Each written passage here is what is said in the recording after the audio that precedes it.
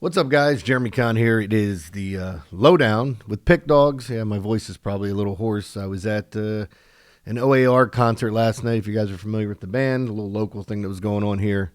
And, of course, I talked to everybody, which means I'm shouting over the music. It was so freaking hot, and I wore, like, this really thin shirt, and I looked like I jumped in a pool with my shirt on. It was so sweaty. But anyway, had a really good day on Saturday. 5-1. My Orioles were the only team that screwed me. I even had mentioned in my five team package that I put together, I call it my 5-run homer, that I was going to parlay all 5 of those games together because I really liked them. And then the Orioles just came out. And it sucks because Zach Eflin had a back injury and didn't say anything about it, and then goes into the game and you're like, man, he hasn't looked like himself for, I guess, his last 3 games. I mean, if you look at his history, I'm not sitting here telling you the guy's overwhelming, but he was amazing coming to the Orioles since at the end of the trade deadline last year. But his last 3 starts have just been horrendous. And if he is a guy that they may end up moving, they got to do a little bit better than this, and it sounds like he's going to spend some time on the IL to get that back right. That being said, everything else went as expected. Hit the WNBA game, hit the other 4 totals that I had that day. So, again, coming back, it's a smaller slate today on Monday. And the weird thing about today is that we don't have a lot of weather help. I'm actually going to talk about 3 games that are in domes. But I want to talk about the pitching matchups more specifically, kind of talk about some different guys that I've watched and what I see with them. And then something I like to do, there's certain pitchers that I will target. For example, right now as it stands, as I'm recording this, I haven't watched any of it, don't know how the game went, but Frankie Montes was pitching against the Pirates, and Montes came out in his first start off the IL and looked fantastic. I think he got out of a couple of jams. He got some ground balls. I definitely love attacking those guys in their second start. And depending on who you want to look at, and we're going to talk about a pitcher and another pitcher that I targeted on Sunday that hopefully they're going to start turning the corner, because we have 2 upper echelon guys that have not looked like it, but have shown some signs of getting back to that point. So, yeah, and just looking back at some of the other things that we've done, please like, subscribe, hit the notification button. That's always going to help you out and let you know. We got one of the more amazing comments on yesterday's video, some guy that told me he took some mushrooms and said he loved the background. I don't know if it's this boring-ass background or if it's the graphics that get put up, but appreciate it. The other thing that I thought was interesting, and I don't know how much I've said this, well, 2 things. You guys can see my ass forehead right here. I can blow my nose and wipe my ass at the same time. My wife says I have resting bitch face, and that's why this happened. So I can't get rid of the damn thing. And somebody was like, well, you can do Botox. I was like, get the out of here. I'm not doing any Botox. That being said, all right, the other part of this that I wanted to bring up with the background is, when I started doing national radio shows from home, gambling shows on different networks, I built this bar in my house, and it's amazing. But the acoustics suck because there's this echo kind of, and it could sound tinny at times.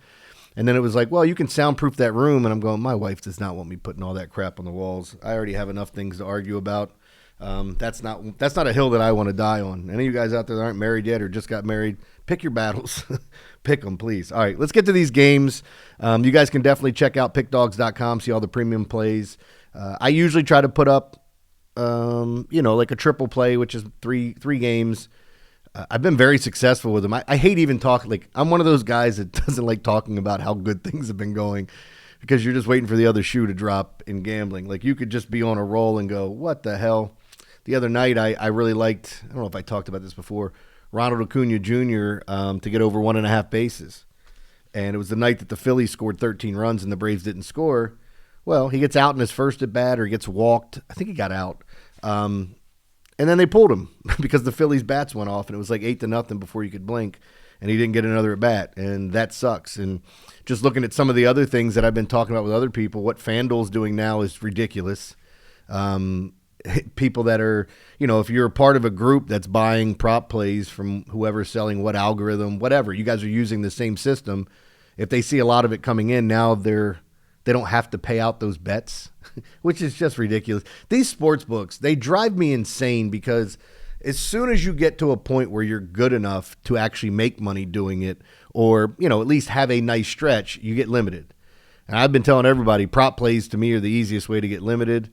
which is why I would suggest doing not domestic, going offshore or with your local if they take those. But man, it's just been a bitch seeing what people are going through. Like, they already have every edge there is to have, the books, and then they keep digging you and poking you. I had a huge fight with FanDuel about a game that didn't finish, and they told me the outcome was already decided on an over, and I'm like, well, that's fine, but how can an outcome be decided on an under? Like, I couldn't have 1-0 and be a rain shortened game and go, well, they weren't going to score 8 more runs in the last 2 innings, because it's a possibility. That's why I always felt, and I have felt, that those games should be null and void, whether you won them or lost them, because there is no way to make it right. Anyway, that was on the bad side of that, and that's one of those things that pissed me off, and I was fighting with them.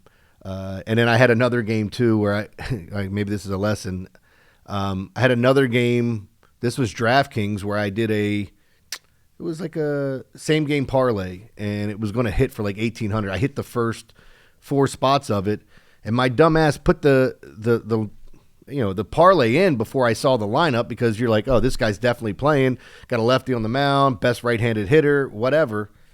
And the guy doesn't play the game, but he comes in and pinch hits and gets 1 at bat. And his 1 at bat sunk me. And I even said, like, I know now that some of the places have must start, but he got 1 at bat and I got screwed in a pinch hit situation. So lost I fought with them. They ended up giving my bet back, but it sucked. Anyway, let's get to these games, because I could sit here and do this all day long. We're going to start off with Kansas City and Seattle. This is Michael Wacha versus George Kirby. And Kirby's a guy I really wanted to talk about when I was mentioning some of these good pitchers that haven't looked like themselves. The wind's blowing out at 8 miles an hour. It's 60-some degrees. The only reason I bring that up, it is a dome. That is one of the situations where they could open the dome if they want. I don't know that they will, but George Kirby kind of falls in line with the same thing I think about Spencer Strider. Strider did not look like himself, but I've started to see signs that, things are going better. Kirby, I started to see it, and then he had that game in Wrigley where the wind was blowing out all weekend and every game went over. Every game was double-digit totals, and every game went over, and he got rocked. So his numbers look a little chunky with the 5.40 ERA and the, what has he got, a 1.28 whip, I believe. I think those numbers are going to come down. He's too good of a pitcher to keep hitting this many bats.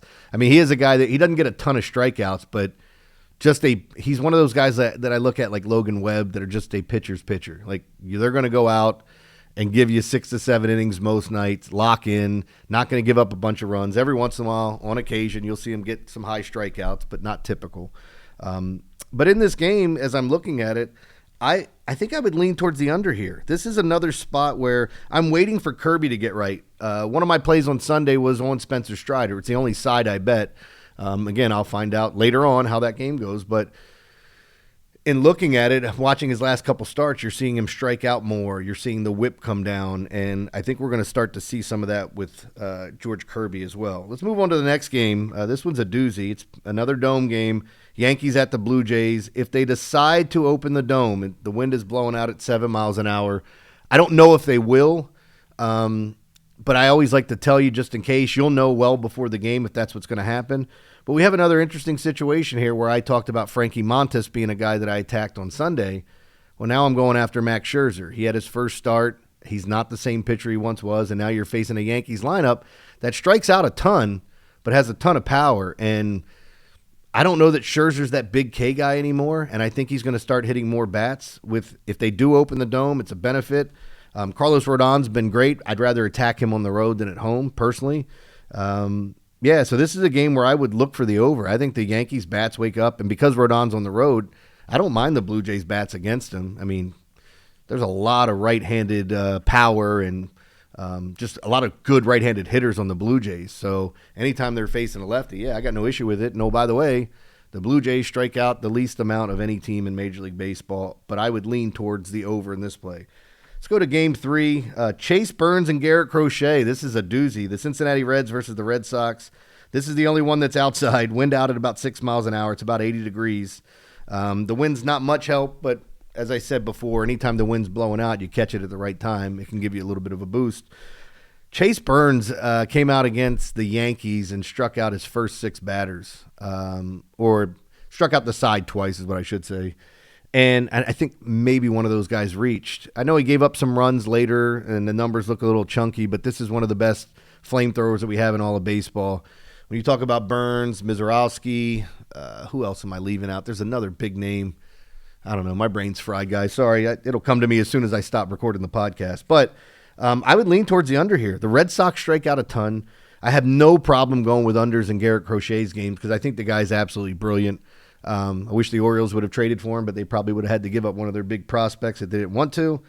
With that being said, I mean, he's been great for the Red Sox, and these are the type of matchups. Not only do I like to target them at times, but I love watching those games. I love watching the top-tier pitchers go at each other. And we don't get it all that much in baseball. You usually get it. That's why opening day to me is so great because you're watching ones versus ones. But when you get those opportunities, for me being a baseball fan, it's kind of must-see TV. So I would lean towards the under in the Red Sox Reds. Now, one of the things I want to point out as well, and I'll try to do more of this, there is rain in the forecast in Tampa Bay. They're at home in that Yankees minor league stadium. Also in Pittsburgh, possible delay or postponement if that affects your bets anyway. To me, rain doesn't do much unless it's a torrential downpour or if you're worried about postponements if you're betting on the starting pitcher, because if there's any chance of a postponement, like, for example, was it the Pirates-Mets game that I hit on Saturday? The game started and immediately went into a rain delay after the first inning, so the starters got pulled. Well, one of them did. The other one hadn't pitched yet. I think it was a half an inning, right? And then Paul Blackburn came in and got annihilated. I mean, did he get anyone out? I think like the first 4 or 5 batters reached. So, yeah, just be careful with the rain at times. And I always talk about weather in football too, because people look at rain and think it's going to slow the game down. The rain actually benefits the offense unless it's a torrential downpour. Wind is the thing that I look at most in football, or cold temperatures, because there's certain guys that just don't want to play outside when it's cold. Deontay Johnson comes to mind, who wouldn't go in the football game because he said it was too cold when he was with the Ravens. Anyway, all right, let's get to this free play, and I'm going back to my hometown team here. The Orioles are at the Rangers. These two teams just met. We have Trevor Rogers, who, if you look at his numbers, they look amazing. It's 3 starts, I believe. He's had the 2 best starts the Orioles have had, and then he was given an 8-run lead in the second inning and couldn't get out of the third. So, and the Orioles ended up losing that game. And then they just had a weird one against Tampa Bay where they gave up 6 and ended up scoring 20-some in the game. They gave up the first 6 runs, came back and won. But in this spot, though, like as we're looking at it, they're facing Patrick Corbin, who, look, used to be a gas can that we would target and just go after. Before that, I mean, he was a guy that was up for the Cy Young when he was pitching for Arizona. He was lights out. But it seems like he's kind of found himself in Texas. He's not great or anything, but he's not as bad as we all make him out to be. And if you guys have heard me talk about the Orioles, I've mentioned at times that they just don't hit left-handed pitching. My free play is going to be in the under in the Orioles-Rangers game. If Trevor Rogers can come out and pitch the way he has, and then you look at what Patrick Corbin, being a lefty, what he can do against this Orioles team, they might even trot out that garbage right-handed lineup that they have when they bench a couple of their lefties. But we'll see. Corbin's more of a soft tosser now, those crafty lefties as they call them. But it's a perfect spot for an under. I mean, the Rangers don't hit. I mean, I was on the morning show talking with the guys, and I don't know if it was Chris or Jay that brought it up, just about how this, and maybe it was Jay because he's a Texas guy, they're the most profitable under team, and this looks like another great spot with 2 teams that bats have been struggling, whether the Orioles scored 20-some runs over the weekend or not. The bats against left-handed pitching for the Orioles have been a struggle all year. I'm not sure if they're the worst team against left-handed pitching or they had 2 really good games against Kikuchi and Tyler Anderson when they faced the Angels, so they got a little bit better there, but trust me, they still ain't hitting left-handed pitching. That being said, guys, I hope you guys have a great day. I'm going to be back on Tuesday with another podcast. If you guys got any questions, feel free to shoot me a message. I am on Twitter at JConnSports. Definitely check out the packages. And I'm not just talking about myself. I mean, there's a lot of guys having some success here. And you'll figure out who you like to follow maybe for certain sports, who you like to follow, period. But, yeah, I've been on a bit of a heater, and it's been a nice little run. So I'm hoping I can continue this. But appreciate your guys' time. I'll be back tomorrow. I'm done rambling. Here we go.